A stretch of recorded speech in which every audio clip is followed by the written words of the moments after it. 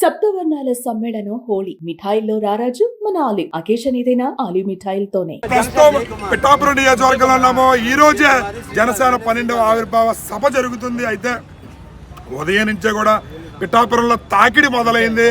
రాష్ట్రం నలుమూలల నుంచి కూడా జన సైనికులు బస్సుల ద్వారా, కారుల ద్వారా, వెహికల్స్ ఏవైతే ఉన్నాయో వాటన్నిటి ద్వారా ప్రయాణం మొదలు పెట్టారు. అయితే ఉదయాన్నే కూడా ప్రకాశం జిల్లా నుంచి జన సైనికులు ఒక బస్సులో రావడం జరిగింది. వాళ్ళని అడిగి తెలుసుకుందాం.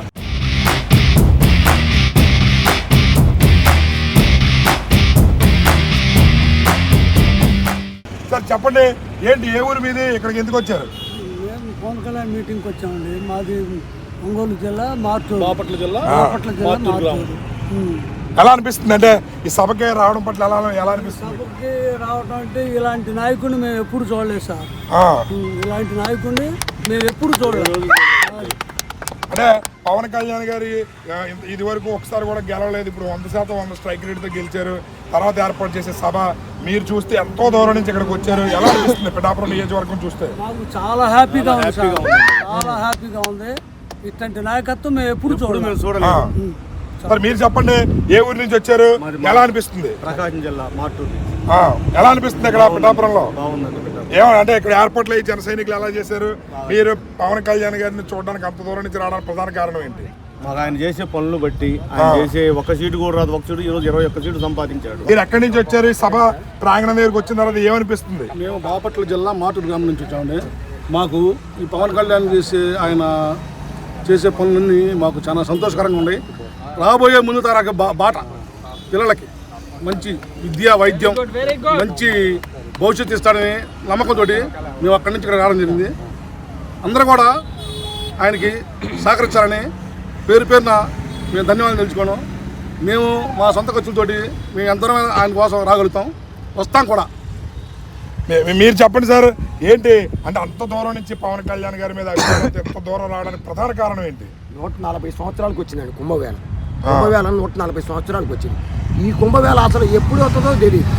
అట్లాంటి మహానుభావులు మా భవిష్యత్తు కోసం, నా భవిష్యత్తు కోసం, మా భవిష్యత్తు అయిపోయింది, మా పిల్లల భవిష్యత్తు ఆలోచించే మహానుభావుడుగా, దేవుడుగా ఉన్నాడంటే కూటమి ప్రభుత్వం మోడీ గారిని ఒప్పించి తెలియజేసాను కలిపి ముగ్గురు అసలు ఎంత పరిపాలన కృష్ణార్థులాగా చంద్రబాబు నాయుడు మేధాశక్తికి ఈయన పరిపాలనకి ఎట్టుందంటే 100 ఎన్ని పంచాయతీలు ఉన్నాయో అన్ని పంచాయతీలు ఒకసారే పెట్టి గ్రామాభివృద్ధి కావాలా, గ్రామ శాఖ తీసుకుంటున్నాను నేను.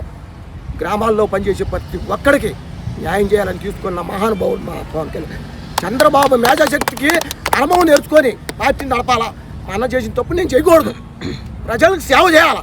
2 కోట్లు నాకు, కానీ ఆ సేవ నాకు వద్దు అనుకొని ప్రజాసేవ కోసం వచ్చిన మహానుభావుడు, దేవుడు లాంటి. అందుకోసం నా సొంత ఖర్చులతో నియోజకవర్గం ఏలూరు సంవత్సరాన్ని గెలిపించాం. ఇప్పుడు కూడా పిఠాపురంలో మన పవన్ కళ్యాణ్ గెలిచాడు. బ్రహ్మాండంగా పనిచేస్తున్నారు. ఎక్కడైనా మేము ఉంటాం అంటగా. ఎప్పుడైనా జీవితకాలంలో పవన్ కళ్యాణ్ సీఎం చేయాలని మేము కోరిక. చంద్రబాబు నాయుడు గారు అన్నదాంట్లో మాకు ఉండాలి. చూసారు కదా, ఈయన పరుచూరు నియోజకవర్గం నుంచి వచ్చారు. పవన్ కళ్యాణ్ గారు మా ప్రాణం, ఆయన మా తరం కాదు, రేపటి తరం కోసం ఆయన భవిష్యత్తు ఇవ్వడానికి ఆయన ఎన్నో త్యాగం చేస్తున్నారు. ఎంతో కెరియర్ వదులుకుని ప్రజాసేవకు వచ్చారు. అలాంటి వ్యక్తికి మా సహాయం అందించాలనే ఉద్దేశంతో మేము ఎప్పుడు రుణపడి ఉంటాము. ఆయన కోసం మా సొంత ఖర్చులు ఖర్చు పెట్టుకుని పరుచూరు నియోజకవర్గం నుంచి వచ్చాము అని చెప్పి కూడా ఇక్కడ ఉన్నటువంటి జన సైనికులు తమ సంతోషాన్ని తెలియజేస్తారు. మీరు ఇక్కడ గమనించవచ్చు, వీళ్ళు సొంత నియోజకవర్గం. ఇక్కడ మీరు మార్టూరు మండలం చిత్రాల పరుచూరు నియోజకవర్గం నుంచి వచ్చారు. ఈ బస్సులో మొత్తం జన సైనికులందరూ కూడా ఎంతో దూరం నుంచి 1000 ప్రయాసాలు కూర్చి పిఠాపురం రావడం అనేది చిన్న విషయం కాదు. కేవలం అతనిని దేవుడిగా కొలిస్తేనే అంత దూరం నుంచి రాగలరు. ఆ వ్యక్తి కేవలం పవన్ కళ్యాణ్ మాత్రమే. పరుచూరు నియోజకవర్గ జన సైనికులు ఏదో చెప్తున్నారు పవన్ కళ్యాణ్ గారు. సార్ చెప్పండి. అయ్యో పవన్ కళ్యాణ్ గారు, మీరు చేసే ఈ సేవలకి ఎప్పుడు మేము అందరం రుణపడి ఉంటామని, మనస వాచ కర్మణ మేమంతం కట్టుబడి ఉంటామని ప్రమాణ పూర్తిగా మేము చెప్తున్నాం. వీళ్ళు మనస వాచ కర్మణ ప్రమాణ పూర్తిగా పవన్ కళ్యాణ్ గారి మాటకి కట్టుబడి ఉంటామని చెప్పి ప్రమాణం చేస్తున్నారంటే ఎంత ప్రాణం పెడుతున్నారో పవన్ కళ్యాణ్ గారికి మీరు ఇక్కడ గమనించవచ్చు. కెమెరామెన్ అశోక్ తో శ్రీనివాస్, సుమన్ టీవీ.